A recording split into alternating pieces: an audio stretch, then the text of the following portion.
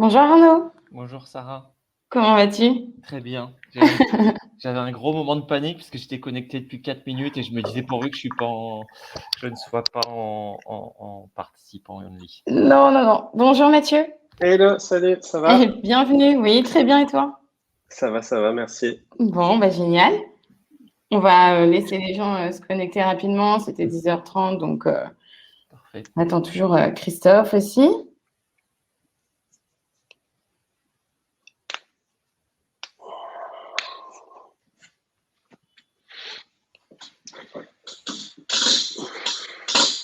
Vous êtes tous les deux chez vous en télétravail ou? Exactement, Ouais, exactement. Donc, je suis à Lyon, à Lyon, ok. exactement. Mais quel temps il fait à Lyon? Attends, horrible, horrible, horrible, horrible, c'est terrible. Aujourd'hui, je pense que ça va être la pire journée de la Terre. Mais bon, Ah ouais? ouais, ça n'arrête pas. Que je suis vissé sur mon petit radar qui me montre les nuages qui avancent et c'est pas joli. Ah oui, la fameuse appli. Vive Ouais. l'été, comme on dit, là, on attend. Ouais. Vous êtes tous à Paris après, vous deux? Paris, moi, ouais. Oui, moi aussi, je pense que c'est pas beaucoup mieux qu'à Lyon, hein, je pense, à ce Non. niveau-là. Ouais, non, ça, en ce moment, je pense que on est un peu tous logés à la même enseigne. Ouais, exactement. Hop. Alors, bonjour Christophe Salut! Ah oui, et c'est un bienvenue. setup de podcaster, Christophe. Me voilà. Oh, oui, c'est vrai. Hop, juste un truc à faire, je reviens. Hop,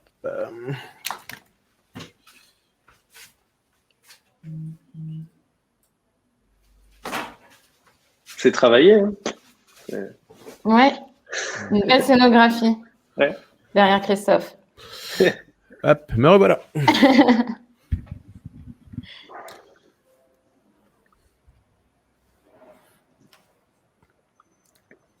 Alors, on est où de connecter là?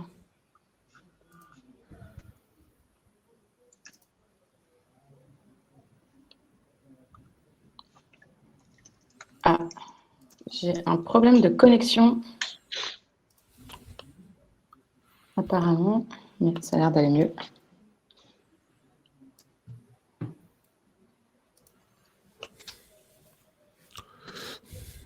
Ça n'a pas l'air, non. Oui, ça n'a pas l'air. Ça va pas mieux, en fait.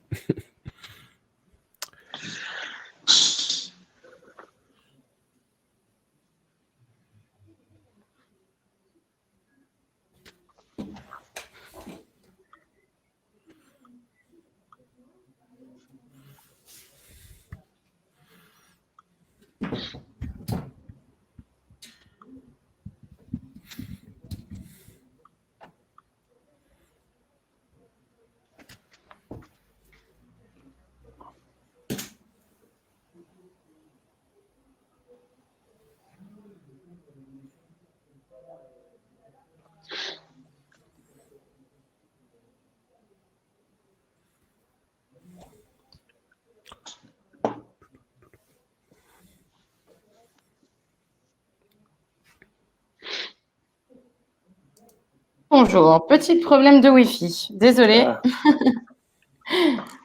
Bon. Alors, pour commencer tranquillement, on va s'introduire mutuellement. Donc, je vais commencer par moi et puis après, vous pourrez chacun nous expliquer un petit peu qui vous êtes, ce que vous faites.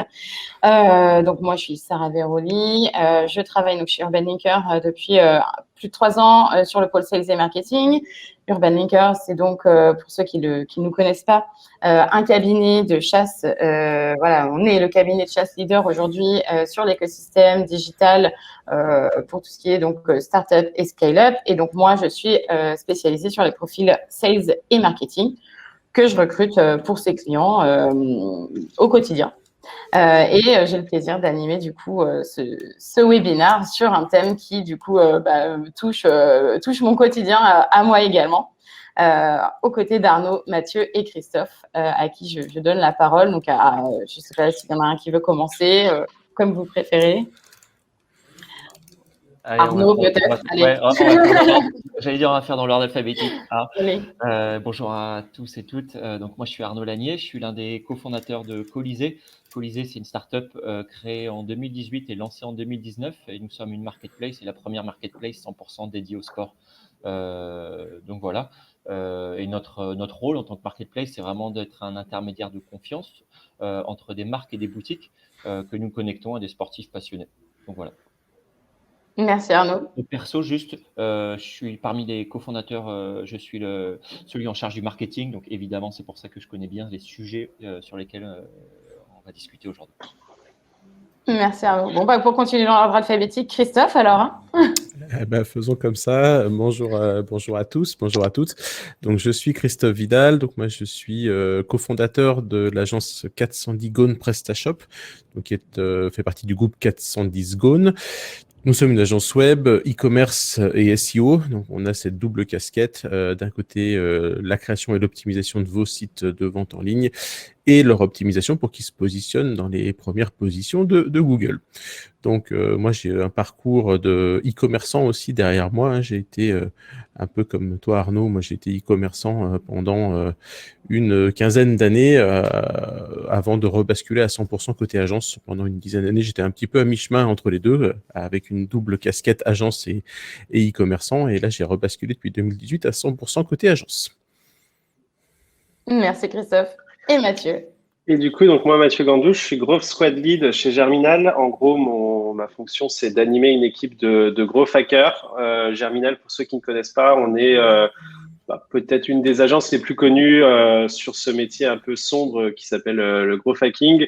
En gros, la proposition de valeur, sachant que Germinal a un petit peu changé de modèle aujourd'hui, mais historiquement, ce qu'a fait Germinal, c'était d'accompagner des clients en mode agence en mettant en place un team de growth hackers et un chef de projet pour accompagner des clients sur des problématiques, soit du B2B, du SaaS, mais essentiellement sur leur partie acquisition, sur des formules qui durent à peu près de 4 à 6 semaines où on va dépiler les plus gros sujets pour les aider à résoudre leurs problématiques d'acquisition client. Aujourd'hui, le pivot qu'on est en train de faire, c'est d'aller davantage vers une plateforme SaaS, c'est-à-dire de mettre un peu de côté cette partie d'accompagnement des clients en direct pour retranscrire le savoir, tout ce qu'on a appris avec tous nos clients qui sont quand même nombreux à différentes étapes de leur vie. Et l'objectif de Germinal, c'est, alors ça me fait un peu penser aux pins du MEDEF il y a quelques années, mais d'aider 1 million d'entrepreneurs à faire leur premier million de chiffre d'affaires. En mettant en place une formule SaaS où en gros, là par exemple, on a lancé un module exclusivement dédié au e-commerce où on va t'apprendre à comment choisir les outils pour créer ta boutique, comment suivre ta data, comment tester tes propositions de valeur, tes produits, etc. Et vraiment prendre toute la chaîne jusqu'à ton premier million d'euros de chiffre d'affaires. Parfait. Eh ben, ça me fait une transition, somme toute, presque toute trouvée. Donc, pour expliquer un petit peu comment va se dérouler ce webinaire, parce qu'on va aborder différentes thématiques. Évidemment, quand on parle d'un sujet, faut déjà se mettre d'accord sur ce dont on parle. Et donc, la première chose, c'est qu'ensemble et chacun, vous allez aussi nous expliquer, vous, votre vision du growth hacking et ce que vous pensez qui définit le growth hacking, donc vraiment pour cadrer un petit peu le sujet. Après ça, il y aura donc une partie vraiment sur les enjeux plutôt opérationnels en fait du growth hacking. Évidemment, là, la question, c'est le growth hacking dans le e-commerce, donc justement pour étudier les spécificités.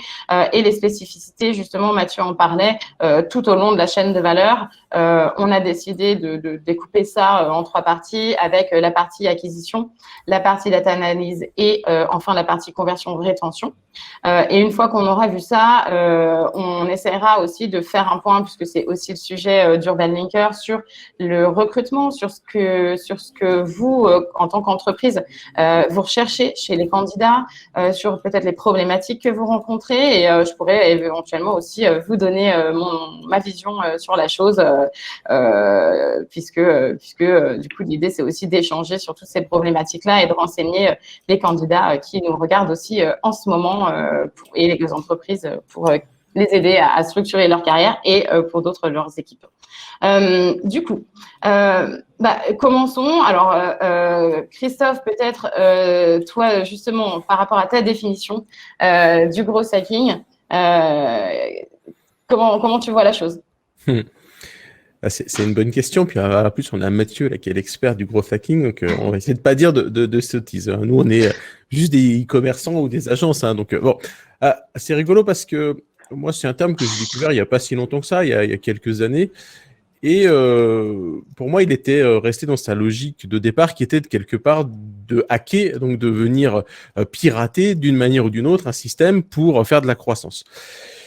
Et en fait, je pense qu'aujourd'hui, et enfin sous couvert de ce que dira Mathieu, pour moi, on n'est plus trop dans cette logique-là. Il n'y a pas de hack, c'est pas un piratage, c'est plus un état d'esprit avec une logique, selon moi, de mettre en place une expérimentation rapide qui va permettre d'identifier tout de suite les façons efficaces de faire croître son entreprise, son chiffre d'affaires. Donc, c'est plus du tout de venir détourner des systèmes, finalement, comme l'avait pu le faire Airbnb quand il a craqué la liste des abonnés de Craigslist. Je le vois plus forcément comme ça aujourd'hui, mais vraiment une méthode pour tester rapidement des fonctionnalités, des techniques, voir si ça marche. Si ça marche, on vient scaler. Si ça marche pas, hop, on passe à autre chose.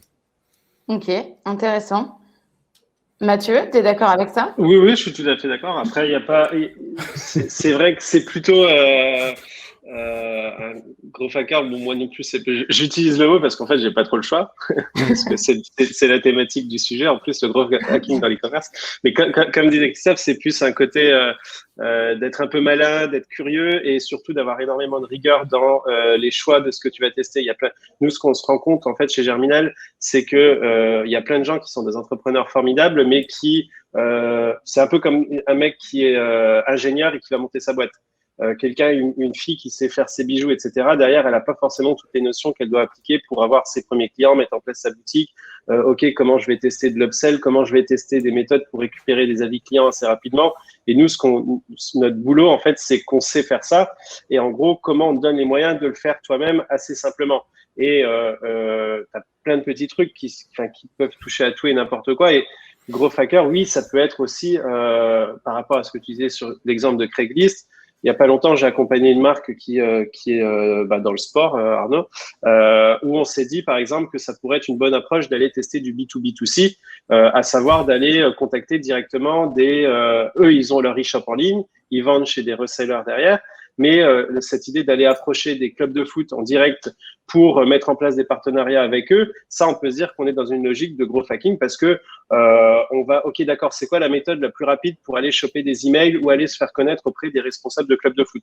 Bon, donc là, tu es dans une logique un petit peu, OK, c'est quoi les messages? Où est-ce que tu vas aller sourcer tes personnes? OK, comment tu vas enrichir ta base de données? Et on est dans une approche qui est peut-être plus celle qu'un B2B SaaS peut avoir. On parle souvent de Spendesk parce que leur growth hacker, enfin leur head of growth parle beaucoup quand ils te donnent des méthodes pour OK, comment tu fais à scraper en temps réel à LinkedIn pour savoir quand est-ce qu'un directeur, un DAF part d'une boîte pour aller le recontacter et lui refaire parler de toi quand il est dans une nouvelle boîte parce qu'il a changé de poste sur LinkedIn. Ça reste, c'est du hack. On n'est pas en train d'hacker des systèmes ou de faire sauter des usines, mais on essaie de trouver des petits trucs pour avoir de l'information un peu plus rapidement que les autres.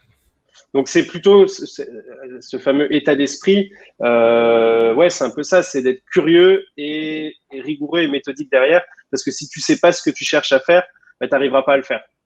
Ça peut paraître simple, mais c'est souvent ça. Les gens se posent pas forcément les bonnes questions. Donc, forcément, si tu ne poses pas les bonnes questions, tes réponses derrière tu sauras pas quoi chercher, donc tu n'auras pas de réponse, quoi. Ok. Arnaud? Ouais, que rajouter? Non, j'ai adoré, Mathieu, tu as dit une des phrases, qu'est-ce que le gros hacking? Il y a un côté un peu métier sombre. En fait, le nom paraît sombre, mais ce qu'il y a derrière, ça l'est beaucoup moins. Même si pour moi, ça l'a été pendant un moment. Moi, j'ai passé 10 ans chez Google à gérer des comptes français et après américains là-bas sur des problématiques SE paid, donc SEM, SEA. Et quand je suis rentré en France en 2017, j'ai vu partout ces annonces ou ces jobs de gros hackers. Je me suis dit, c'est quoi? Et en fait, c'est beaucoup de choses que j'avais déjà fait sans m'en rendre compte. Et comme disaient Mathieu et Christophe, même, il y a beaucoup de bon sens, je trouve, derrière le gros hacking. Et c'est un peu cette capacité à comprendre un business sur lequel on travaille et à comment optimiser les KPI ou les indicateurs clés et faire en sorte, de manière légale évidemment, parce que c'est vrai que si on regarde juste gros hacker en 2015, on se dit c'est un peu dark en effet. Et en fait, non, il y a beaucoup de choses qui sont beaucoup de bon sens. Et c'est compliqué d'avoir du bon sens, surtout quand on est à ma place côté e-commerce. Et voilà, et je pense optimiser ces KPI et vraiment être hyper rigoureux, ça on l'a dit aussi, c'est hyper important. Et oui, le sujet est vaste. Et je pense, Sarah, tu y reviendras après. Et la zone, elle est très, très vaste. Du coup, il faut choisir ses combats. Oui, dans tout ce que vous avez dit, en fait, c'est vrai qu'on voit que déjà, comme le disait Christophe, le gros hacking, c'est une notion qui finalement est assez récente et qui, comme presque tout aujourd'hui, a aussi évolué très vite. C'est vrai qu'au départ, il y avait ce côté un petit peu illégalité, on flirte avec ce qu'on a le droit de faire ou pas. Et finalement, là, de ce que vous dites, on se rend compte que petit à petit, ça se rapproche peut-être plus de l'acquisition classique, entre guillemets, si on peut parler de ce mot-là. Et que la base du gros hacking, ça, je pense que par contre, ça a été commun au fil des années, c'est vraiment un état d'esprit, quoi. C'est un état d'esprit et avec des compétences au service de cet état d'esprit. Donc, l'idée là, avec justement cette évolution qu'a connue aussi la façon dont on envisage ces techniques, ce métier, c'est peut-être aussi de parler donc de la période qu'on vient tous de vivre là, qui est le Covid, qui a été hyper bénéfique pour toutes les sociétés e-commerce. Dans cette période-là, justement, comment vous, en interne ou avec vos clients, vous avez dû vous adapter? Quels ont été les changements que vous avez eu à faire? D'ailleurs, peut-être qu'il n'y en a pas eu, justement. C'est intéressant aussi de dire si ce n'est pas le cas. Quels sont vos retours, justement, sur cette dernière année, voire plus? Je peux commencer. Chez Germinal, ça a été assez violent parce qu'en gros, on a mis tout le monde en télétravail, en termes déjà chez nous. Et en gros, la plupart des clients ont commencé à flipper et pas mal de missions se sont arrêtées. Donc, de ce côté-là, parce que nous, on était sur des missions d'un certain montant, 4 à 6 semaines, on n'est pas sur une agence qui va faire du run, en tout cas gérer ton acquisition sur des mois et des mois. Nous, on bourrine, on va dire ça comme ça, pendant 4 à 6 semaines et puis on cherche des réponses. Et en fait, là où ça a forcé un peu le pas vers ce qu'on est en train de faire aujourd'hui, à savoir documenter énormément et retranscrire ce savoir pour des entrepreneurs et pivoter vers une plateforme SaaS, en fait, on peut dire que c'est la situation-là qui a un peu accéléré cette mutation qui peut-être ne serait même jamais passée au final parce qu'on aurait continué à fonctionner en mode agence, ça marchait très bien, on générait de la marge et tout ça. La vision aujourd'hui, elle a changé et même dans notre organisation au travail, elle a un peu évolué. Ça, c'est pour côté Germinal. Après, je vais peut-être pas parler des clients là, mais en e-commerce, on a eu des cas d'une fille qui vendait, elle vendait ses produits chez Printemps ou dans des petits trucs. Du jour au lendemain, elle se retrouve à elle toute seule à ne plus avoir accès à ces canaux de vente là et elle se retrouve à devoir monter sa boutique en ligne. Ok, quel outil elle utilise? Ok, d'accord, mais moi en fait, je savais envoyer 200 de mes produits au Printemps à Paris pour qu'ils les vendent. Maintenant, comment j'arrive à faire gérer de la logistique de façon ultra individuelle par rapport à des clients, à des demandes qui sont faites? Comment je me fais connaître et tout ça? Et en fait, elle a dû repenser tout ça et servir de cette année-là pour voir si elle était capable de vendre ses produits exclusivement en digital en fait. Donc oui, on a eu des cas et puis je pense que Christophe, Arnaud, on aura pas mal d'autres aussi. Qui veut Arnaud, Moi, je peux prendre sur la période Covid a été très particulière. Donc nous, on est revendeur d'articles de sport. On a un peu plus de 25 sports. Le temps et le monde s'est arrêté d'un coup. Le sport avec, évidemment. Sur la partie équipe, évidemment, c'est vrai que tout le monde en télétravail, c'est une petite mécanique à prendre, mais au final, on a des employés assez jeunes et assez flexibles. Du coup, ça s'est plutôt bien passé. Je ne dis pas que c'était parfait, loin de là, mais pas plus, pas moins que les autres entreprises. Sur la partie business en elle-même, de 27 sports, on n'a plus été autorisé qu'à en faire 2, à peu près, un qui était courir, donc tout le monde s'est mis au running, donc c'est passé notre sport numéro 1 presque du jour au lendemain et pendant quelques mois, et le deuxième c'est la musculation, parce que tout le monde a acheté ses haltères et son banc de musculation pour faire son sport dans son garage ou son salon, donc voilà, donc c'est très simple, nous c'était un peu le branle-bas de combat sur ces 2 sports qui au final ont représenté presque au pic du confinement ou déconfinement 80% de notre chiffre, et le nerf de la guerre pour nous a été dans un deuxième temps, surtout à partir du deuxième confinement de la rentrée où ils ont annoncé la fermeture des boutiques, d'accélérer ce qu'on appelle nous la digitalisation des boutiques physiques, puisque énormément en tant que marketplace, nous, notre rôle, c'est vraiment de digitaliser ces marques et c'est surtout ces boutiques physiques. Donc, quand le gouvernement a annoncé la fermeture de ces boutiques, elles n'étaient peut-être pas équipées pour vendre en ligne, ou elles ne comprenaient pas nécessairement comment se faire connaître en ligne avec les médias Google, Facebook ou autres. Là, c'est du jour au lendemain, on leur a dit tout se passera sans votre magasin. Donc, très compliqué. Donc, nous, on est arrivé avec notre solution clé en main, en quelque sorte, en leur proposant vraiment en 48 heures de se plugger chez nous et de vendre leurs produits. Et au pic, on est monté jusqu'à parfois 90% du chiffre de ces boutiques-là. Donc, c'était énorme pour elles survivre, quand bien même elles avaient les aides d'État. Donc, ça, c'était hyper important.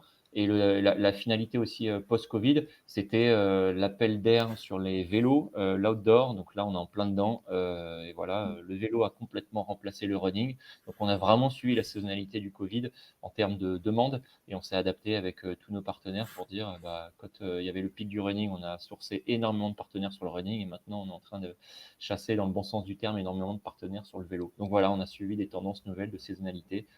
Sans ski, sans yoga, voilà, plein de sports co se sont arrêtés. Bon, on s'est adapté là-dessus, mais ça a été sport, on va dire, sans mauvais jeu. Christophe, tu partages l'avis de Mathieu aussi. Voilà, vous êtes tous les deux plutôt agences, donc est-ce que tu as observé d'autres choses? Ouais, moi je partage pour le coup complètement les deux avis de Mathieu et de Arnaud, parce qu'en fait on a eu vraiment différentes typologies de clients face à ça. Et finalement, le maître mot de tout, ça a été certainement l'un des mots aussi importants du gros hacker, ça a été l'adaptabilité. Et on a pu tester l'adaptabilité de chacun à cette nouvelle situation. Donc Arnaud et Mathieu viennent de le dire, on s'est tous adaptés de notre façon. Hein. Nous, en effet, on est nous aussi passés en 100% full télétravail en interne, etc. Ça, c'est pas compliqué. Par contre, nous... par notre côté, agence SEO, on travaille quand même aussi beaucoup sur de l'acquisition via des méthodologies qui sont des choses qui se font sur la durée. On ne fait pas du SEO du jour au lendemain. Et donc, nous, quand même pas, il y a certains clients qui étaient, ceux qui n'étaient pas prêts, on va dire, qui n'avaient pas vraiment travaillé avant le Covid leur partie SEO, du jour au lendemain, ils sont quand même passés de un petit peu à pas grand-chose ou à plus rien du tout. Donc, il y a certains clients qui n'étaient pas prêts et qui se sont complètement qui se sont plantés. Et un peu comme tu disais, Arnaud, moi, j'ai des clients qui sont dans la vente d'articles de fête. Autant te dire que depuis un an, les ventes, les mariages et les cotillons et les dragées, c'est pas quelque chose qui a explosé. Hein. Donc voilà, il faut relativiser. Quand on dit le Covid a fait exploser les ventes en ligne, pas dans tous les domaines. Alors ouais, j'ai des clients qui font du jouet. Hein, ils ont multiplié leur chiffre d'affaires par 10 en période de Covid. Hein, tout le monde achetait des jouets pour passer des soirées et des après-midi sympas avec ses enfants. Donc, mais après, ça n'a pas bénéficié à tout le monde. Mais ce qu'on a vu, par contre, nous, et en tout cas sur lequel aussi on a participé, quand le Covid a démarré, comme tu disais, Mathieu, ça s'est un peu tout arrêté du jour au lendemain, mais en 2-3 semaines, ça s'est mis à redémarrer. Donc, pas mal de gens qui ne communiquaient pas jusqu'à cet instant-là se sont dit, tiens, c'est le moment de le faire. Et on a eu aussi un gros rebond sur les commerçants physiques, puisque eux se retrouvaient fermés et avaient besoin de mettre en place du click and collect. Donc là, il y a eu pas mal de choses qui se sont lancées sur les commerces physiques avec plus ou moins de succès. Après, c'est un peu ce que tu disais, Mathieu, aussi tout à l'heure, on n'a pas forcément tous la capacité de comprendre comment vendre, comment attirer des clients, etc. Donc la mise en place du click and collect pour les commerces physiques a été assez hétérogène, je trouve. Ok. Justement, là, on parle beaucoup de commerce physique, de e-commerçant, on fait un peu le distinguo entre les deux. S'il y avait une différence majeure dans la stratégie d'acquisition client à citer entre le cas où on est en point de vente physique ou un e-commerçant, selon vous, ce serait quoi? Et du coup, quelles ont été les adaptations à mettre en place vraiment sur la stratégie gros hacking à ce moment-là? Après, la grosse différence souvent entre un e-commerçant, un pure player, on va dire, et un commerçant physique, c'est la notion de localisation. Un commerçant physique va avoir une zone de chalandise qui est assez petite, alors qu'un pure player va naviguer sur la France, voire sur le monde. Donc forcément, les canaux d'acquisition sont pas forcément les mêmes. Nous, en termes de SEO, on va pas du tout travailler de la même manière sur du SEO local que sur du SEO national ou international. Mais après, par contre, une fois qu'on a défini sa cible et son périmètre, finalement, les méthodes et les méthodes de gros hacking vont être un petit peu les mêmes, quoi. C'est juste qu'on n'a pas les mêmes cibles en termes géographiques, mais après, on va sans rentrer dans de la période de Covid où c'est pas forcément, il y a des méthodes physiques qui existent avant Covid et qui n'existent plus pendant le Covid, hein, parce que pour emmener du monde physiquement dans une boutique, tu peux faire des événements, tu peux faire du flyer, tu peux faire plein de choses. C'est pas forcément du gros hacking, mais il y a plein de solutions. Tu peux faire des spectacles de rue, il y a plein de possibilités d'amener des gens dans ta boutique. Là, en période de Covid, ça n'existait plus, mais voilà, pour moi, la grosse différence d'acquisition entre les deux, c'est la différence géographique. Je sais pas après ce qu'en pensent Mathieu et Arnaud, mais Non, après, moi, je sais, j'ai un ami qui travaille dans une grosse entreprise qui fait des chaussures, donc qui ont plein de points physiques. Eux, les relais qu'ils ont, un peu gros hacking, alors, encore une fois, ça n'en est pas, mais c'est de faire des OP avec des influenceurs et puis de dire, vas-y, viens dans mon magasin physique, je suis là. C'est une façon de faire des relais, de trouver, comme disait Christophe, ils ont leur zone de chalandise, etc. Tu essayes de savoir quels sont. Après, je prends l'exemple de l'influence. Pour aujourd'hui, on peut se dire que c'est une façon de faire du gros hacking aujourd'hui. C'est très analytique de dire, OK, quelle est son audience, quel est son taux d'engagement avec sa communauté, etc. Est-ce qu'il a déjà fait des OP? Qu'est-ce qu'il ramène? Est-ce que tu fais quelque chose en longue traîne avec lui ou pas? Peut-être qu'aujourd'hui, le territoire un peu d'exploration growth hacking sur l'influence est assez génial, mais très complexe à la fois parce que tu peux faire du gratos comme tu peux te faire saigner par des mecs qui te font payer, donc sans savoir ce que tu vas recevoir. Donc, s'il y a un lien aujourd'hui entre le physique et d'aller craquer des choses, ça peut être se dire qu'est-ce que tu peux faire en ligne pour ramener des gens dans ta boutique, et l'influence, c'est plutôt un bon exemple, je pense. C'est pas parce que c'est moi qui le dis que c'en est un. Non, mais avant de te laisser la parole à Arnaud, tu vois, enfin, quand on disait le gros hacking, c'est un état d'esprit. Moi, je pense à une petite cliente qui vend des jouets. Le jour, donc ça faisait quelque temps qu'on travaillait sur son SEO, sur ce jour-là, mais le jour où le Covid est arrivé, elle a fait un peu de publicité AdWords, Google Ads en local, et puis surtout, elle s'est dit, ok, comment je fais pour aller toucher mes clients? Plutôt que d'envoyer ses colis par la poste, elle a mis en place une livraison autour de chez elle qu'elle faisait elle-même en voiture. Donc les matins, elle prenait les commandes, l'après-midi, elle faisait sa tournée en voiture. Pour moi, c'est du gros hacking. Elle a mis en place un truc qui lui permet de faire du chiffre d'affaires rapidement et de sauver les meubles. Donc c'est ça l'état d'esprit pour moi du gros hacker, c'est de trouver une solution à l'instant T qui te permet de faire du chiffre, quoi. Parfaite transition, Christophe, parce qu'on a créé Colisée, notre marketplace, pour faire partie de la solution avec les e-commerçants offline, en fait. Du coup, on est un pure player, donc on est vraiment du côté 100% full digital en tant qu'acteur marketplace, voilà. Et nous, en fait, c'est nos partenaires pendant ou avant le Covid qui, eux, étaient peut-être un peu plus gros hackers que leurs concurrents et qui ont anticipé le fait que mettre leurs produits sur Colisée était un très bon moyen pour eux d'avoir une sorte de caisse de résonance à tous les efforts online ou offline qu'ils faisaient localement. Le bon exemple pour moi, c'est une boutique, par exemple, de tennis qui est un super partenaire pour nous, à Nîmes, qui maintenant a des commandes largement en dehors de sa zone de chalandise, en Bretagne ou à Lille. Et inversement, vous prenez un vendeur de chaussures de running tip-top qu'on a à Nice, qui vend ses produits aux quatre coins de la France. Voilà, ça fait typiquement partie des choses. Et nous, on espère en tant que Colisée, notre pitch, c'est aussi de faire partie de cet esprit gros hacking, même si on n'utilise pas du tout ce mot. C'est vraiment leur dire, on fait partie de vos canaux d'acquisition à temps plein maintenant. Donc, voilà.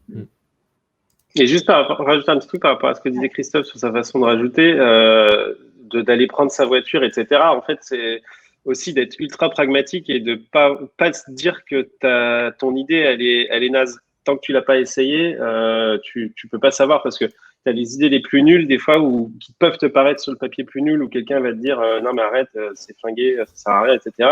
Tant que tu l'as pas fait, tu peux pas savoir. Donc cette idée de se dire que disait Christophe, elle a été ultra pragmatique, elle faisait ça le matin, elle faisait ça l'après-midi et tout. T'as plein de gens, ils vont dire non mais vas-y, fais du digital, tu expédies tes commandes, etc.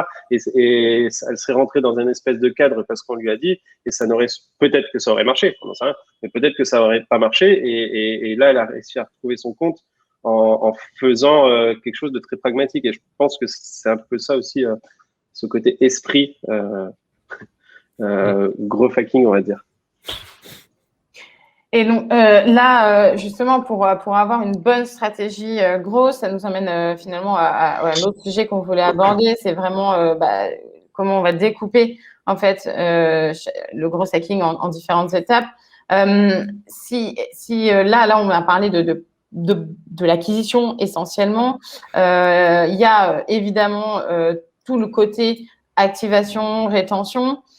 S'il y avait des choses à dire sur ces cycles-là, enfin sur ces parties du cycle-là, quelle technique vous semble pertinente dans le e-commerce? Qu'est-ce qu'il y a eu de nouveau, que ce soit dans la période Covid ou avant, avec l'évolution qu'a connue le gros hacking ces dernières années, sur les autres parties du cycle?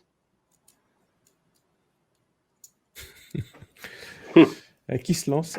Je peux y aller juste sur cette partie-là. Je crois que Sarah, tout à l'heure, tu as dit il y avait acquisition, data et tu avais mis conversion et rétention dans le même cabinet. Nous, on les sépare avec le spectre un peu que conversion, ça va être, alors je caricature, mes nouveaux clients et rétention, ça va être faire revenir. C'est de la fidélisation, ouais. Voilà, la fidélisation pure. Et c'est vraiment deux sujets très différents chez nous. Les commerçants, on va avoir des approches, même des outils, des techniques et des sémantiques différentes.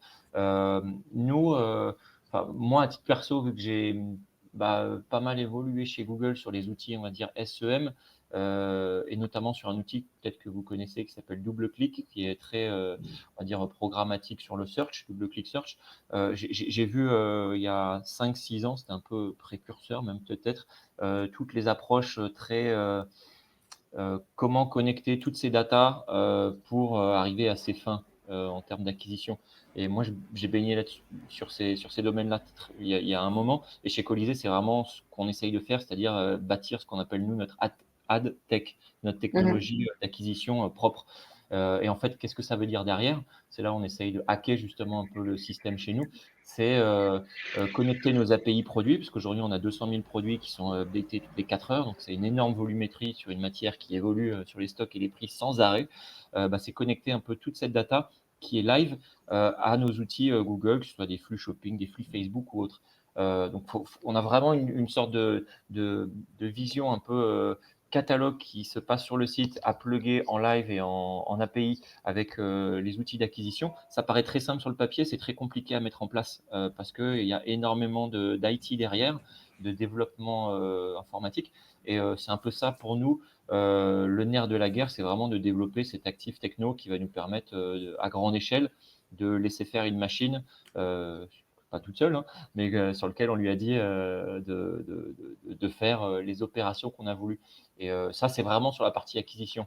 Et là, on pourra y revenir plus tard sur les profils, mais là, on est en train de recruter, dans la suite de ce que tu disais, Sarah, une data analyst, puisqu'une fois qu'on a fait ça, faut s'assurer que la machine ou nous, on a eu les bonnes règles métiers et qu'on ait les bonnes datas. La conversion, ça fait partie aussi d'une réflexion, on pourra parler après sur le site. Et la rétention, c'est un peu la finalité sur laquelle, dans cette première année, on va dire, de développement, on n'a pas trop fait, puisqu'on est vraiment dans une acquisition, une problématique d'acquisition de nouveaux clients. Et que là, cette année, c'est un de nos piliers de vraiment travailler cette rétention. Voilà un peu tous les pans dans la suite logique qu'on a essayé de travailler chez Colisée. Et sur du coup les autres avis, qu'est-ce que vous verrez à mettre en avant par rapport à la data, par rapport à… Nous, chez Germinal, on sensibilise, on est en tant qu'agence et tout ça, on a ce côté data, etc. pour nous en interne par rapport à ce qu'on est en train de construire en termes de SaaS.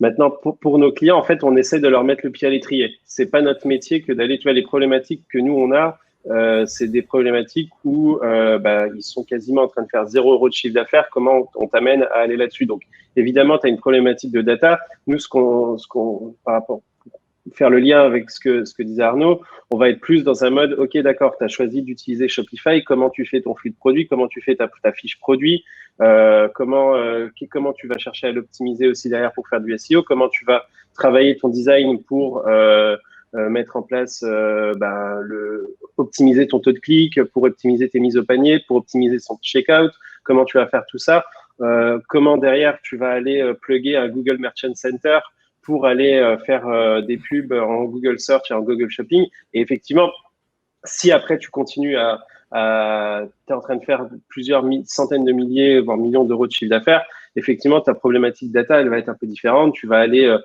déjà rentrer dans une logique d'attribution pour voir, ok, d'accord, c'est Facebook qui me ramène mes clients, mais en fait, ils convertissent au final après via Google, etc. Ta problématique est complètement différente. Donc, chez nous, chez Germinal, nous, ce qu'on fait, c'est vraiment d'accompagner au début. C'est quoi ta stack marketing de base, data de base. Au final, on se retrouve tout le temps avec le même trio. OK, d'accord, tu as mis Shopify, tu vas plugger Google Analytics dessus. Éventuellement, tu vas mettre un Google Tag Manager. Tu vas mettre Google Merchant Center pour optimiser ton envoi de flux. Tu vas créer ton catalogue dans Facebook, dans Snapchat, dans tes régies. Et après, boum, tu vas lancer des campagnes. Tu vas regarder en vue régie, c'est quoi ta performance en termes de CAC, de ROAS, etc. Sur chacune des régies, OK, c'est là que tu vas le mieux. Bon, bah, tu accélères un peu là-dessus. Derrière, tu vas regarder tes taux de conversion dans Shopify. OK, qu'est-ce qu'on peut faire de mieux? Est-ce qu'on peut recommander des produits avec d'autres? On a accompagné pendant longtemps Fempo, que peut-être certains connaissent, qui fait des culottes mensuelles. Ou alors, c'est pas moi qui m'en suis occupé au tout début, mais on était dans une approche vraiment d'aller tester le produit dans des groupes Facebook. OK, d'accord. Et ils ont eu de l'attraction au tout début avec ça. Et après, tu te dis, OK, d'accord, mais tu peux pas grossir et devenir une entreprise avec 30 employés et à faire plusieurs centaines de milliers d'euros de CA juste avec des groupes Facebook. Donc, comment tu mets en place ton acquisition sur Facebook? OK, d'accord, maintenant, ta clientèle, elle est plutôt en train d'aller vers Snapchat. OK, comment on y va? Avec quel contenu et tout ça? Donc, nous, ce qu'on cherche à optimiser, c'est la logique de data. Oui, on l'a, mais c'est pas de la grosse volumétrie comme ce que semblait expliquer Arnaud avec 200 000 références produits. Nous, on bosse en général avec des boîtes qui ont peut-être moins de produits, mais qui sont plus, c'est sa petite marque qui essaye de grossir. Ça, c'est intéressant aussi de parler évidemment de la différence de stratégie des choses qu'on fait selon la taille de l'entreprise ou du business, du chiffre d'affaires. Est-ce que selon vous, parce que là vraiment le gros hacking, c'est vraiment tester et se remettre en question en permanence. Alors des fois quand on teste, on rate. Forcément, c'est le principe et c'est très bien. Mais justement, on se dit que quand on est une petite entreprise, peut-être un peu moins visible, on peut tester plus de choses un peu osées, farfelues, en prenant un peu moins de risques pour l'image de marque. Est-ce que vous avez, vous, constaté avec des clients qui ont grandi ou avec votre entreprise qui a gagné en visibilité qu'il y avait peut-être une appréhension, une réticence au fur et à mesure du temps à tester des choses un peu innovantes? Est-ce que vous avez des exemples de choses qui ont raté, quoi, tout simplement, et comment ça s'est passé par la suite pour ces clients ou ces entreprises-là? Je veux bien prendre un tout petit peu le Christophe. relais. Vas-y. Après, je ne vais pas forcément répondre tout de suite à ta question. Je voudrais revenir un tout petit peu sur la question précédente. Oui. On parlait de comment faire de l'acquisition. Et voilà, nous, on est à la base d'une agence SEO. Donc, nous, notre objectif, c'est sur du long terme d'amener du trafic via Google, via les moteurs de recherche. Et pour le coup, on a souvent une relation assez proche entre le gros hacking et le SEO, parce que c'est bien connu, tous les SEO sont des hackers avec nos fameux chapeaux Black Hat. Je me demandais pourquoi il était allé chercher le chapeau derrière. C'était un effet de sel. Donc on a nous l'habitude de hacker des systèmes pour tricher, et c'est vrai qu'en SEO, on peut faire un certain nombre de choses. On peut déjà hacker les stratégies de nos concurrents, mais on peut aussi essayer de faire pas mal de choses avec pour obtenir des liens, récupérer des liens. Enfin, on a plein de choses qu'on peut faire en SEO. Maintenant, pour répondre à ta question de finalement comment on démarre, quand on démarre, est-ce qu'on peut aller faire des choses originales ou pas? Moi, je pense qu'il faut démarrer avec des choses, encore une fois, qui vont nous permettre de rapidement savoir si notre modèle il fonctionne et s'il nous fait gagner de l'argent. Donc, aller investir des dizaines de milliers d'euros peut-être en SEO dès le départ, c'est pas forcément le plus intelligent. Aller créer une boutique là aussi super cher dès le départ, c'est pas forcément le plus intelligent. Je parle vraiment pour les gens qui démarrent, qui ont un petit produit à vendre, ils savent pas si ça va fonctionner ou pas. Même si je suis pas un grand fan, montez une boutique Shopify, faites du Google Ads et regardez au bout d'un mois ce que ça donne. Si vous avez rien vendu, c'est quand même qu'il y a peut-être une problématique. Peut-être que votre boutique Shopify, elle est pourrie, mais malgré tout, avec une boutique de base bien pas trop mal gaulée avec un Shopify et du Ads, vous allez voir si ça marche ou pas. Une fois que vous aurez vu ça, ok, on peut se lancer sur des choses un peu plus exotiques, on peut aller mettre plus de budget, mais il faut d'abord tester si le marché y répond, quoi. Oui, bien sûr.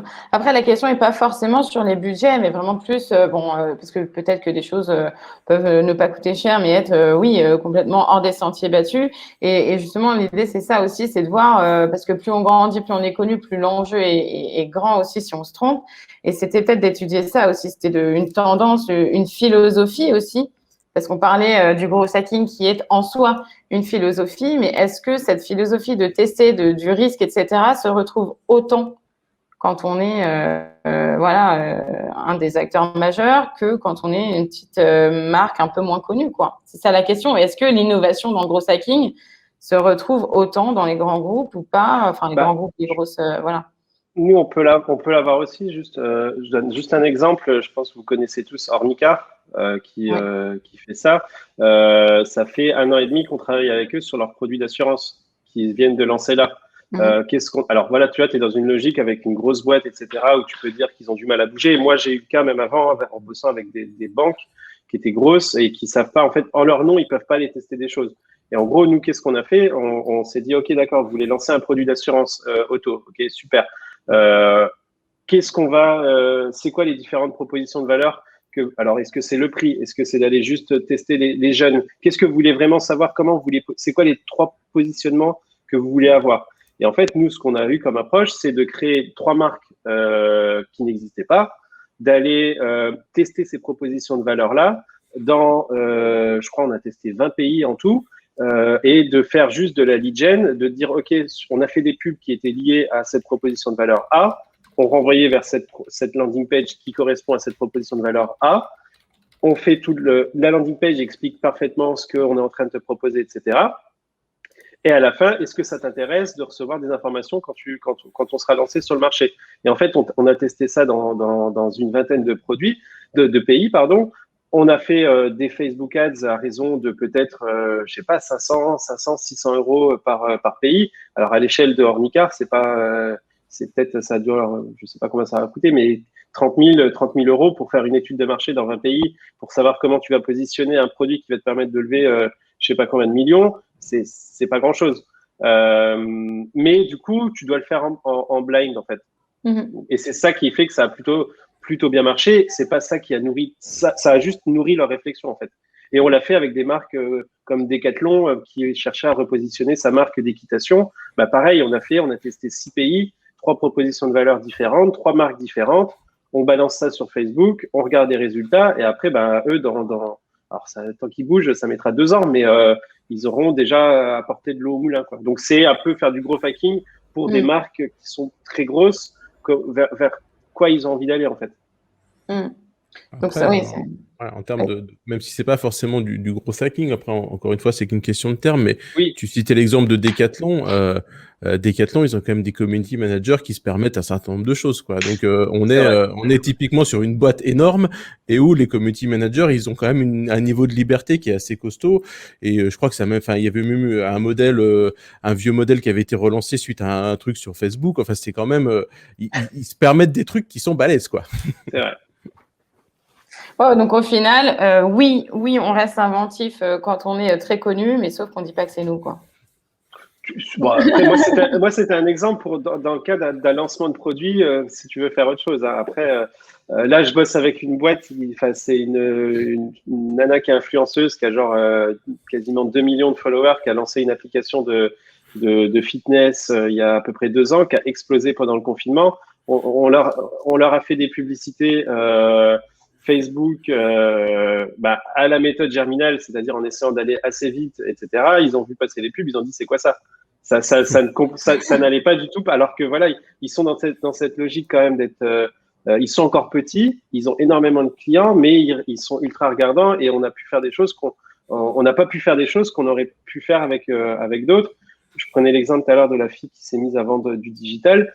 Elle m'a dit pendant le call de kick-off qu'il y avait dans une série Emily in Paris, je crois, un truc comme ça qui était passé sur Netflix, il y avait une actrice qui portait un de ses foulards. Donc, moi, je suis allé, j'ai regardé la série Netflix, alors juste à l'épisode où elle avait son truc, parce que je me suis pas tapé tout le truc. J'ai fait un screenshot, on a fait une publicité avec ça, et dans tous les tests de publicité qu'on a fait, c'est la seule publicité qui rapportait de la conversion au meilleur coût d'acquisition. Par contre, un mois après, alors on ne sait pas comment, la nana, elle a vu qu'on utilisait sa photo dans des pubs, elle a envoyé un message sur Instagram, on a dû arrêter. Bon, embêtant, mais voilà, on a pu se permettre de faire ça avec elle parce que c'était un coup rapide. Et puis ça se trouve, on le refera autrement ou en lui envoyant des foulards gratuits peut-être. L'esprit du gros hacking d'origine est toujours là, du coup. Quand même. Ouais, mais En fait, c'est du bon sens. exactement Ça, ça. C'est exactement ça. Après, pour le coup, t'en as profité pendant le temps que ça a marché. Tu as fait du business avec. Après, c'est fini, ça. c'est fini. Mais c'est exactement des logiques que nous, on peut avoir en SEO. Il y a des choses qu'on va tester. On sait que c'est pas propre. Ça va marcher 1 mois, 2 mois. Tant mieux si tu as fait plein de business avec. Et ça te permet de financer du plus propre par la suite. Et voilà, quoi. Donc, toujours cet état d'esprit, en fait. L'opportunisme. Tu prends des boîtes comme Hitch ou Uber, s'ils n'avaient pas été illégaux pendant un bout de temps, ils n'existeraient pas en fait. Hitch, ils se sont fait dégommer, ils étaient complètement illégaux, ils se sont fait punir, le lendemain du verdict, non, avant même le verdict, ils avaient déjà réussi à relever 30 millions en disant de toute façon c'est pas grave si on se fait condamner, on essaiera de devenir légaux. Donc c'est une approche. C'est une approche, mais qui marche. Mais pour le coup, ils se revendiquent vraiment des gros pirates. C'est très fort. Et de notre côté, Sarah, nous, j'aurais moins d'exemples que mes confrères ici, puisque nous, on est centralisé sur un seul business qui est le nôtre. L'esprit, comme on disait un peu de test and learn tout à l'heure, Christophe, tu as utilisé des mots qui étaient utilisés par petites touches. En fait, nous, on est convaincus que la formule magique, elle ne va pas tomber du ciel, elle ne sera pas unique. Du coup, on essaye beaucoup de choses et on n'a aucun souci. On n'a même pas c'est marrant, tout à l'heure, tu disais, c'est pas grave de rater. En fait, tu rates jamais, en fait. Exactement.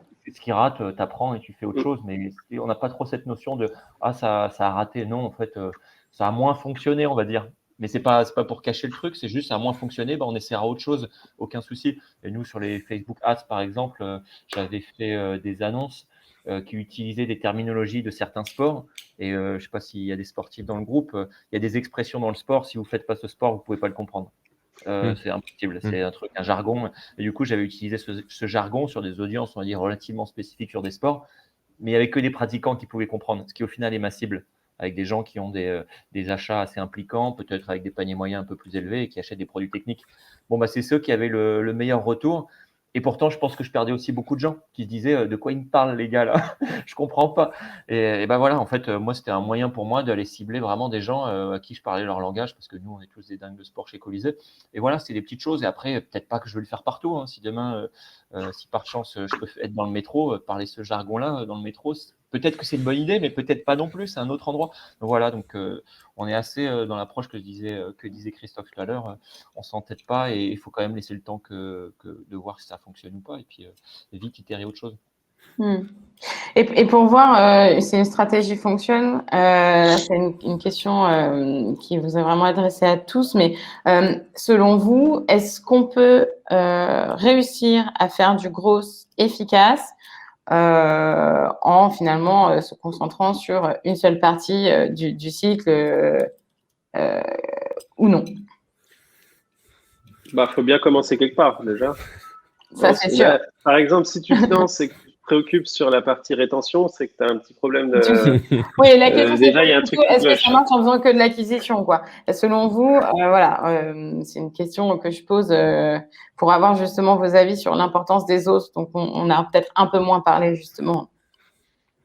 Mais si tu regardes aujourd'hui, moi je trouve qu'il y a un exemple de typologie de business qui fait du gros hacking un peu en permanence, c'est les dropshippers, quoi, sur Facebook, les choses comme ça. Eux, ils ont des méthodologies hyper agressives où en effet ils vont et ils peuvent. Moi j'ai eu l'occasion d'échanger pas mal avec un de mes copains qui fait ça et voilà, il va tester un produit sur 2-3 jours, il met 500 balles de pub par jour, il voit ce que ça donne. Si ça marche, il arrête tout de suite, il se pose pas de questions, donc il monte ses boutiques en super rapidement. Par contre, à partir du moment où il a trouvé le produit qui marche, là il peut investir sur de la rétention, il va venir retravailler sa boutique Shopify, il va peut-être même créer une boutique spécifique parce qu'il démarre en général avec une boutique généraliste dans laquelle il intègre le produit. Si ça marche bien, il crée tout de suite une deuxième boutique et une boutique spécialisée sur ce produit-là. Il va optimiser ses contenus, optimiser ses photos. Donc, à partir du moment où tu sens que le business est là, là, ouais, tu scales et tu mets tout en place pour que le CRO, le taux de conversion augmente, quoi. Si vous avez chacun en tête justement un exemple vraiment d'une super réussite d'une stratégie de rétention, vous en avez en tête ou pas? Parce que sur l'acquisition, c'est vrai qu'on a beaucoup plus d'exemples. Sur la rétention, sur la fidélisation, c'est des choses dont on parle quand même un peu moins. Et ça se voit depuis le début du webinaire d'ailleurs. Et je trouve ça intéressant aussi quand même de réfléchir sur ce point-là. J'ai l'exemple peut-être de ce que j'accompagne là, qui est. Alors c'est une application, donc c'est pas vraiment du e-commerce et tout ça, mais voilà, en fait, c'est le contenu qui fait qu'il va y avoir de la rétention. Mais ils ont eu aucun mal à faire de l'acquisition grâce à l'influence. Maintenant, ce qu'on se rend compte, c'est que le fitness et le workout, c'est vachement saisonnalisé. Là, tu te fais ton petit summer body de mai jusqu'à juin. Après, ça va reprendre en septembre et après en janvier.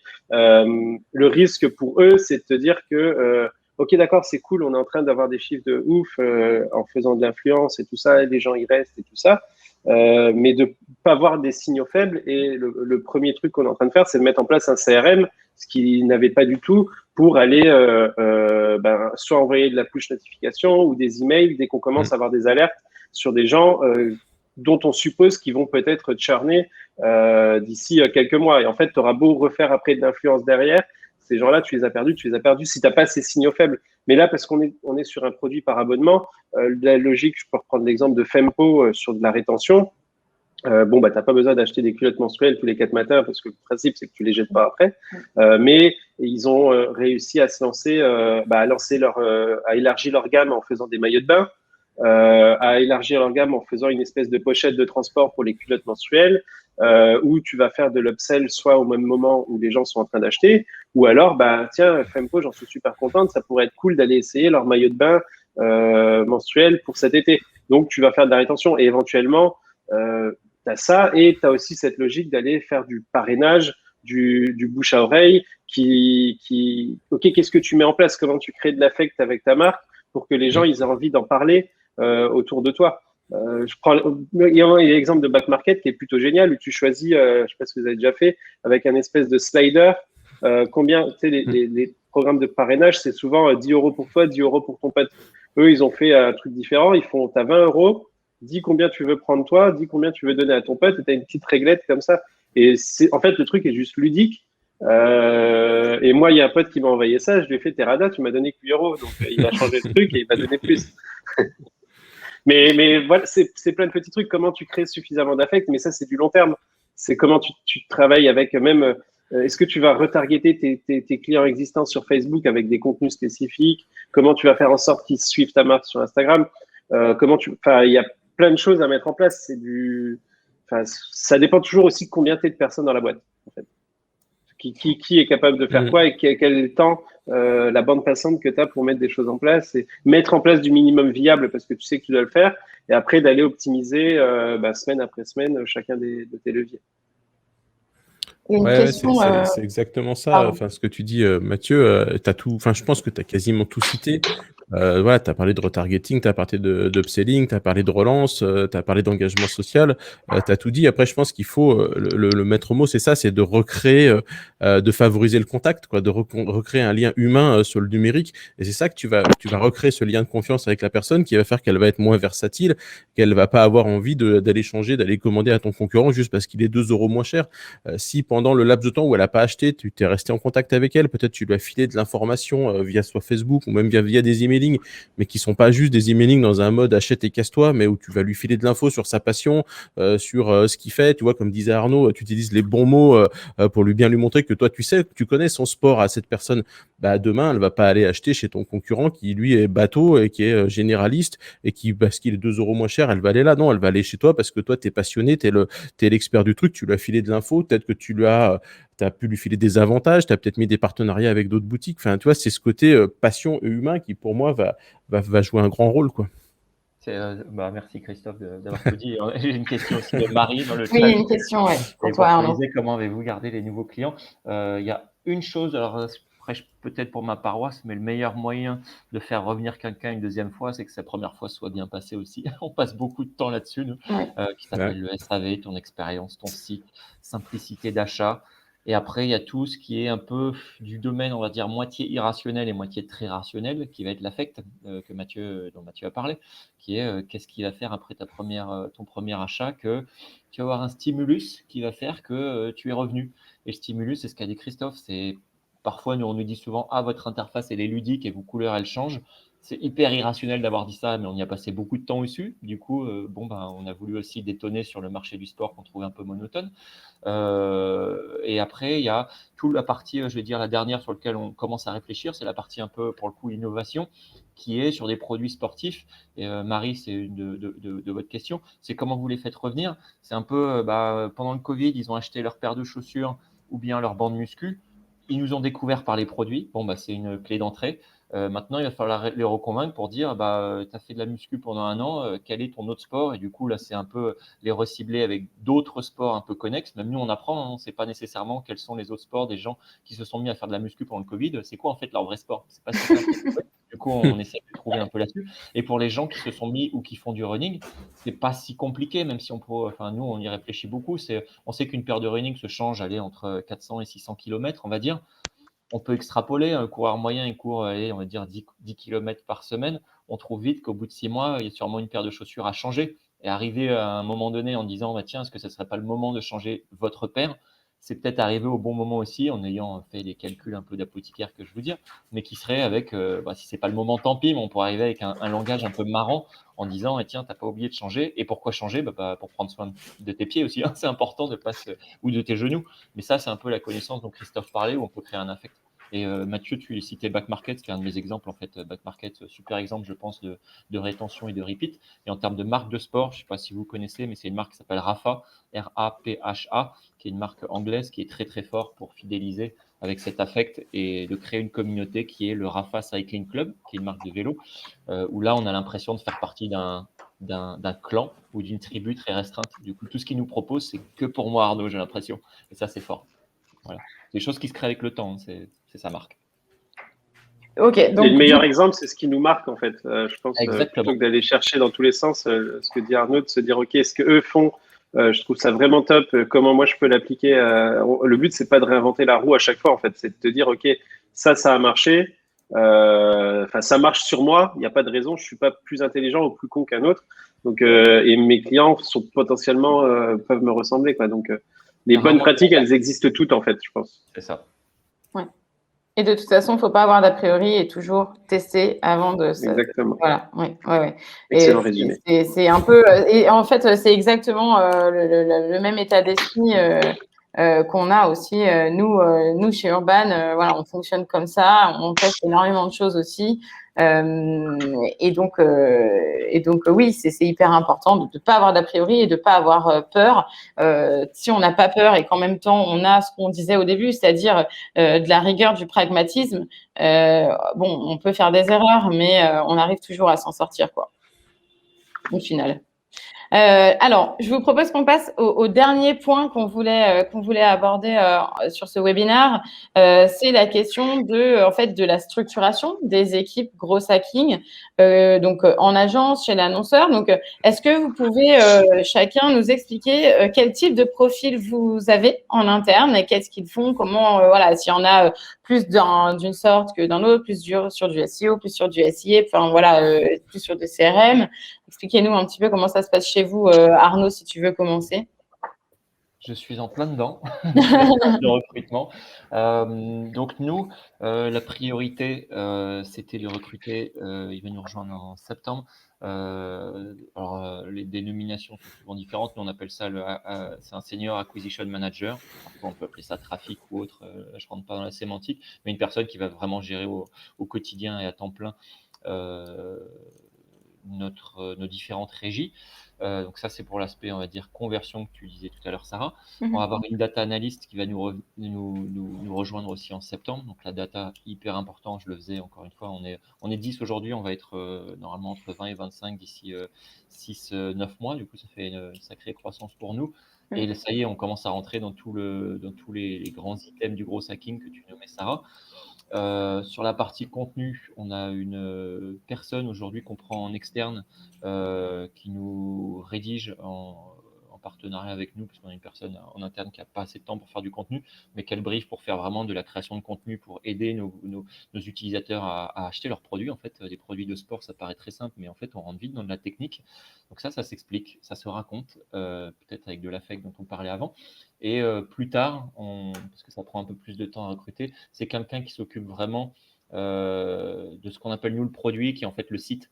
Mais le site, c'est pas juste des couleurs et est-ce que c'est rond ou carré.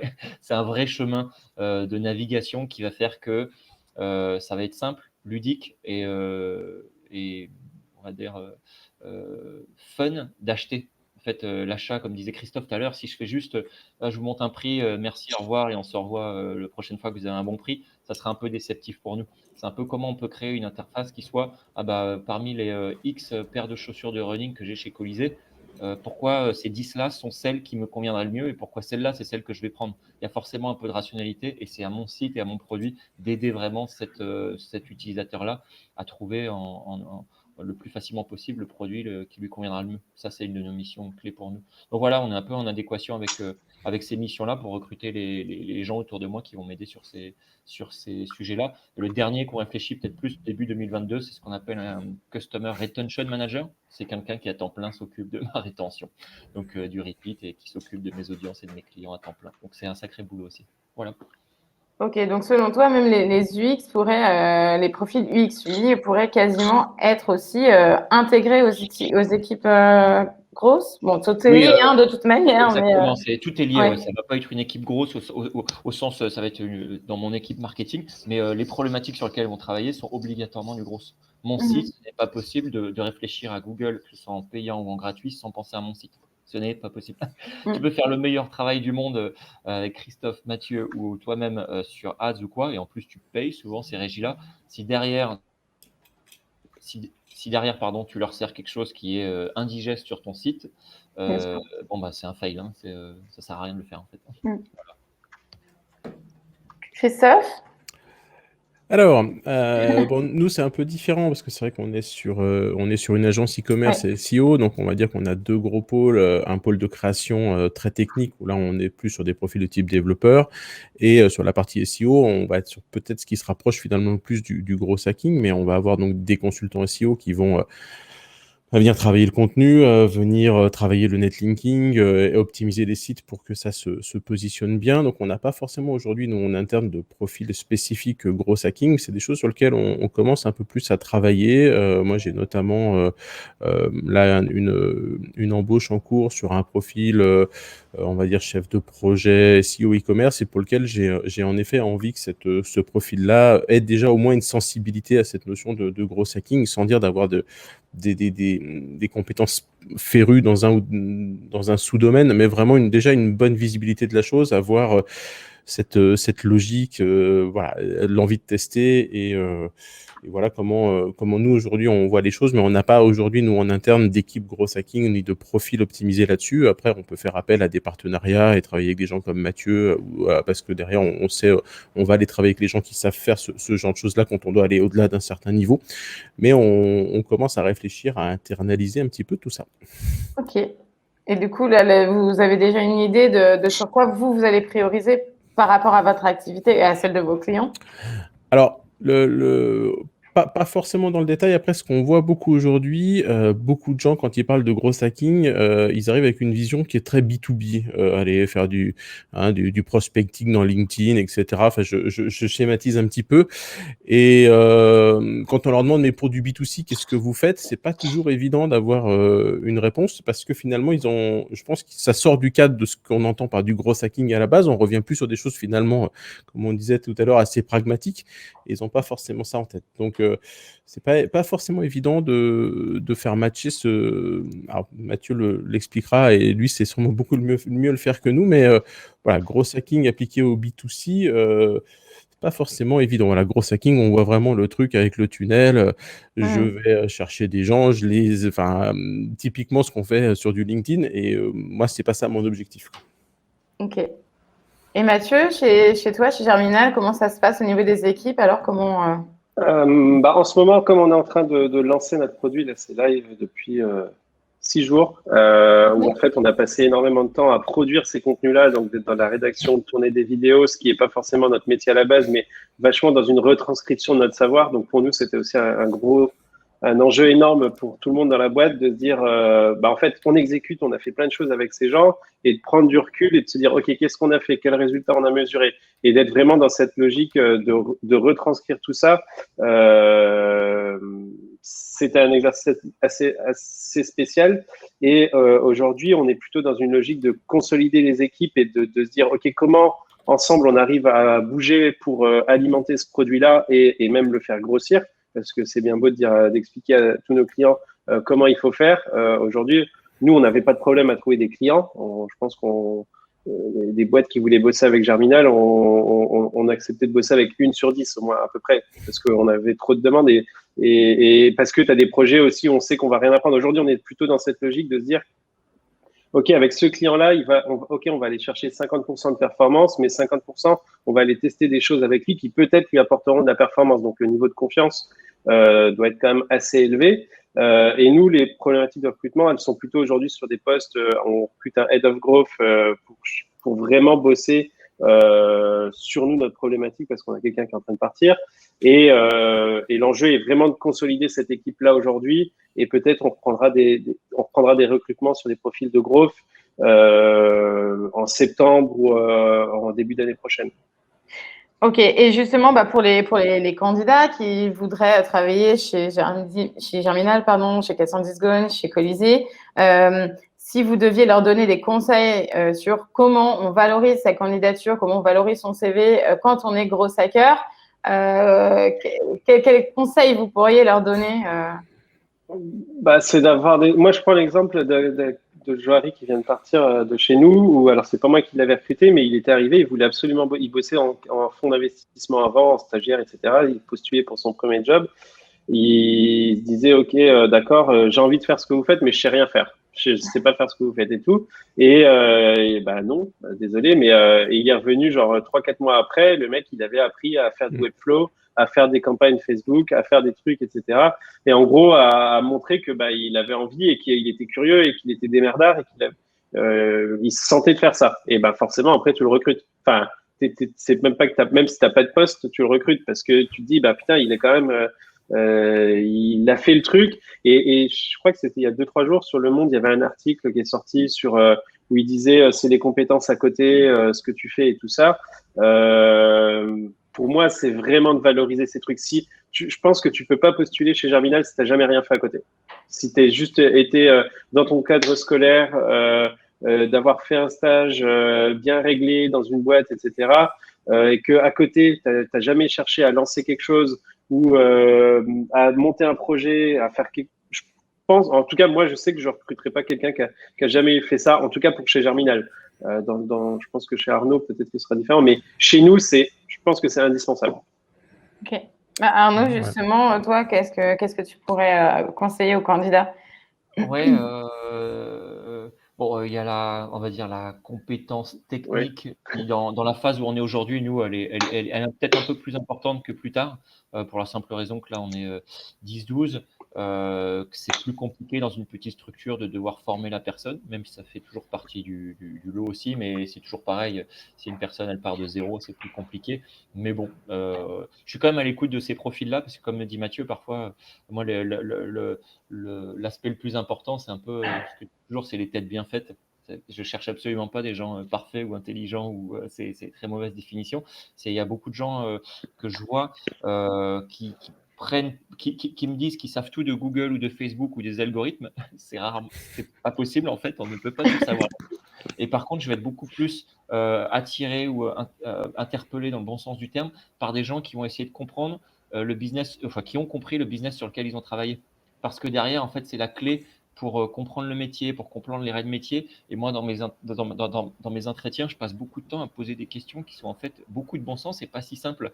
Ok, j'ai 200 000 produits aujourd'hui. Sur lesquels tu vas communiquer tous ou pas tous? Et pourquoi tu ne choisirais pas tous? Une fois que tu as communiqué sur cela, comment tu vas identifier tes bonnes ventes? Et c'est quoi une bonne vente pour toi? Voilà, c'est des choses simples Mais la manière dont la personne va répondre, ça va en dire beaucoup sur comment tu vas comprendre. Après, se dire que tu connais pas les dernières features de Facebook, Google ou autre, de toute façon, ça change tous les 2 mois, hein. Donc, ce que tu sauras aujourd'hui, dans 2 mois, tu le sauras plus. Et que ça, c'est un peu un côté, on apprend ensemble et avec ces équipes-là. Mais savoir ce qui se passe sur un site comme Colisée, Back Market ou Mano Mano ou autre, c'est hyper important pour moi d'avoir cette culture et cette curiosité e-commerce. Voilà. Et ça, c'est quelque chose qui est à cultiver plus qu'à apprendre dans un bouquin. Voilà. Ok, bon. Évidemment, les compétences, c'est hyper important. Là, c'était aussi pour essayer de voir justement s'il y avait d'autres moyens, des moyens qui seraient justement aussi fidèles à l'esprit de Growth Hacking quand on est candidat, et évidemment, particulièrement sur un poste en growth, de mettre en avant sa candidature. Est-ce que, Christophe, par exemple, toi, tu apprécies, est-ce que tu trouves ça cool d'avoir un candidat qui peut, je sais pas, t'amener ton CV te faire amener son CV par un coursier en vélo avec un tote bag et des cadeaux dedans. Enfin, j'en sais rien. Après, on peut penser à énormément de choses, mais est-ce que ça, c'est des démarches qui vous plaisent? Est-ce que ça marche vraiment, quoi? Tout ce qui est original va permettre de sortir du lot. Après, moi, je trouve que Arnaud et Mathieu ont très bien résumé la situation. Il faut que le profil, et surtout sur ce type de poste-là, il soit curieux et idéalement, en effet, qu'il ait déjà fait des choses par lui-même. Je vois, nous, chez 410 Gone, on a plein de personnes qui ont des side projects, qui gèrent d'autres choses en parallèle et qui font leur business finalement aussi en parallèle pour eux et qui testent du coup aussi par ce biais-là plein de choses qui du coup aussi vont pouvoir partager en interne chez nous. Et c'est vrai que moi, quand je vois quand je reçois des gens en entretien qui ont déjà lancé des dropshipping, qui ont leur propre site internet, qui ont une passion, qui ont créé un site internet pour la restauration de meubles. Enfin, je dis vraiment des choses au hasard, mais on voit que c'est des gens qui ont tenté des choses et ils se sont peut-être plantés, ça a peut-être pas marché, mais au moins ils ont mis des choses en place par eux-mêmes et ils sont confrontés à la réalité de notre métier en fait, quoi. Donc moi, c'est ça aussi que j'apprécie. Alors après, oui, il y a de la technique, il y a aussi beaucoup d'humains, hein, forcément. Le recrutement, il se fait aussi sur un feeling réciproque. Il faut que ça se passe bien entre les deux personnes. Mais après, est-ce que de faire venir son CV par un pigeon voyageur, ça donne un gros bonus? Ça fait un petit plus. En tout cas, il sort du lot. Mais est-ce que c'est un bonus? Je ne suis pas persuadé. Ouais, Si dans le tote bag, il y a des caisses de vin, on prend. Hein. On ne va pas dire non. Hein. Mais il n'y aura pas de favoritisme derrière. Un petit peu quand même. Il sera bien renseigné sur Internet. Là, justement, il y a une question de Marie et c'était aussi un des points que je voulais aborder. C'est vrai que, voilà, avec l'importance du growth hacking, nous, moi et mon équipe, on l'a constaté hein, là pendant tout le Covid. C'est vrai que on a eu un gros pic de vente de clients, de recrutement sur des profils marketing, des profils sales, voilà, qui sont souvent sur le terrain, etc. Forcément, c'était plus compliqué.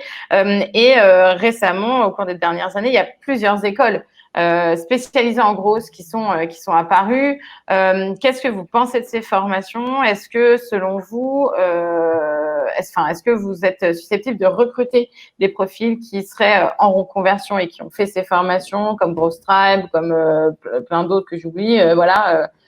Qu'est-ce que vous en pensez de ça? Moi, perso, l'école, je m'en fous. Donc, si on en revient à ce qu'on disait avant, si c'est quelqu'un qui est capable, qui montre, qui sait faire des choses et qui a envie et surtout qui est dans tout l'état d'esprit qu'on a résumé au cours de cette heure-là, il n'y a pas de raison. En fait, tu peux avoir été boulanger avant et en plus, tu auras lancé ton truc, machin et tout ça. En fait, on s'en fout.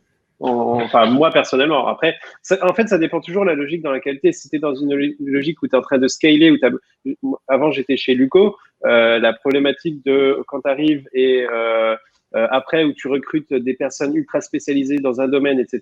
Oui, effectivement, tu es moins dans une logique de growth hacking, mais plutôt de faire des choses carrées aux petits oignons et c'est exactement ce qu'il faut. Ça dépend toujours, en fait, à quel moment, quel profil, au bon moment et tout ça. Le couteau suisse, moi qui étais plutôt couteau suisse chez Luco, au début c'était bien, mais au fur et à mesure où on arrivait à 100 000 clients, c'était plus moi en fait. C'était pas la même logique. Arnaud, donc c'est vraiment ça, moi je pense. Excuse-moi Mathieu, je t'ai coupé la parole. Non, vas-y, c'est bon, je n'ai rien à dire. Non, juste, voilà, c'est vrai qu'il y en a plusieurs, quoi, des formations qui existent. Il y a Join Lion, il y a la Rocket School, il y a Dozio, il y a Grosse Tribe, il y en a sûrement d'autres que j'oublie. Mais est-ce que vous avez déjà, donc Arnaud et Christophe, embauché des gens qui avaient fait ces formations? Pas encore. Non, moi non plus, je connais pas assez ces formations. C'est vrai que moi, j'ai tellement les yeux rivés sur l'expérience, on va dire, en entreprise, que enfin, moi, je te parle à titre perso, mais la personne, si je prends l'exemple du traffic manager ou du acquisition manager, il y a la dimension gérer un budget avec le CAC et le ROAS qui va avec. Il y a la théorie. Si j'ai pas la pratique, ça va être bloquant pour moi au jour d'aujourd'hui à l'étape de croissance où on est. Voilà. Après, j'ai aucun jugement positif ou négatif parce que je connais pas assez ces formations. Mais je pense que c'est plus, moi je le prendrais plus comme un complément à une expérience pour peut-être déborder un peu du sujet qu'on aura vu en entreprise, plus que le fondement d'une expertise. Voilà. Ouais. Bon, après, c'est souvent des formations dans lesquelles il y a des immersions et il y a aussi quand même de la pratique. Hein. Ça reste, c'est pas uniquement de la théorie. Mais du coup, là, toi, pour toi, c'est un peu léger à votre stade de développement, c'est ça? Ouais, c'est un peu ça c'est un peu ça. Après, par contre, alors c'est surtout pour nos développeurs. Là, je déborde un petit peu. Ils ont tous les 6 mois des formations de développeurs, justement parce que le métier du développement, mais peut-être du gros hacking aussi, évolue vite.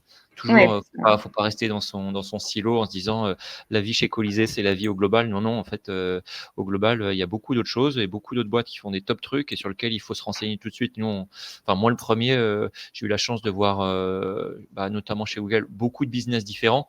Je crois que c'est Mathieu qui le disait tout à l'heure. La pire des choses, c'est vouloir tout réinventer la roue.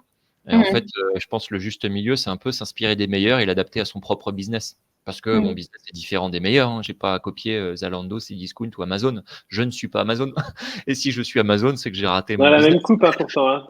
Ouais, c'est ça. Ouais, exactement. J'ai pas le même compte en banque. Il y a quelque chose. Hein, il y a quelque chose. Ouais.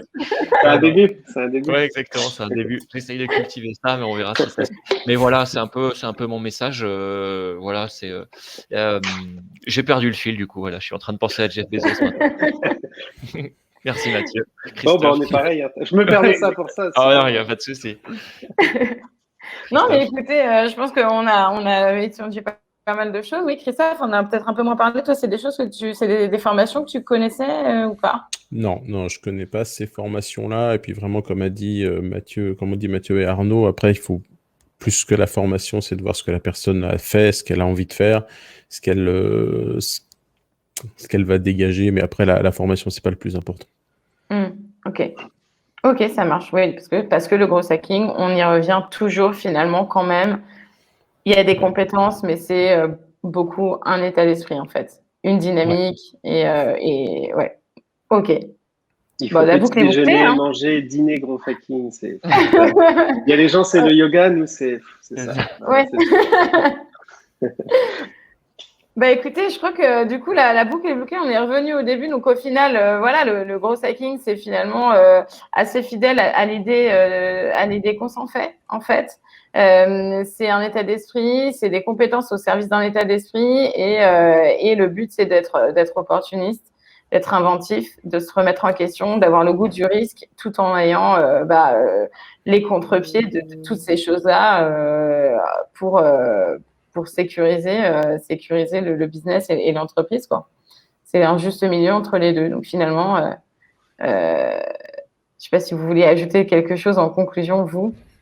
Non, moi non, c'est très clair. Bon, écoutez, ça m'a fait très plaisir de pouvoir échanger avec vous tous. Peut-être qu'on va laisser la question à l'auditoire s'il y en a. La parole. S'il y a des questions, je ne sais pas s'il y en a, j'en vois pas forcément sur le chat. Je laisse le temps aux gens de réfléchir si besoin. C'est comme un candidat qui n'a pas de questions, c'est pas bon signe. Hein. Ça fait la différence, oui, en effet. Bon, a priori, pas de questions. Dans tous les cas, sachez que vous pouvez tous retrouver tous les contenus. Donc, le webinaire sera disponible en replay sur YouTube. Vous pouvez aussi consulter sur le site d'Urban Linker notre blog sur lequel il y a plusieurs articles sur le sujet du gros hacking. Et puis, si ça vous intéresse, nous, tous les ans, on produit aussi des études de salaire basées sur les recrutements faits l'an passé. Donc, les études de salaire marketing sont aussi disponibles en téléchargement sur notre site. Vous pouvez me contacter par mail. On est en train de vous mettre les liens pour accéder aux différentes ressources dont je viens de vous parler. Vous pouvez aussi me contacter par mail, sarah@urbanlinker.com si vous avez des questions. Et n'hésitez pas à entrer en contact ensemble sur les réseaux sociaux. C'est fait pour ça, donc profitez-en et soyez opportunistes. Voilà, merci à tous. Beaucoup. Merci. Bonne journée, bon appétit. Parce que ça va bientôt être l'heure. Et à bientôt. Salut, au revoir. Ciao. Merci. À bientôt, au revoir.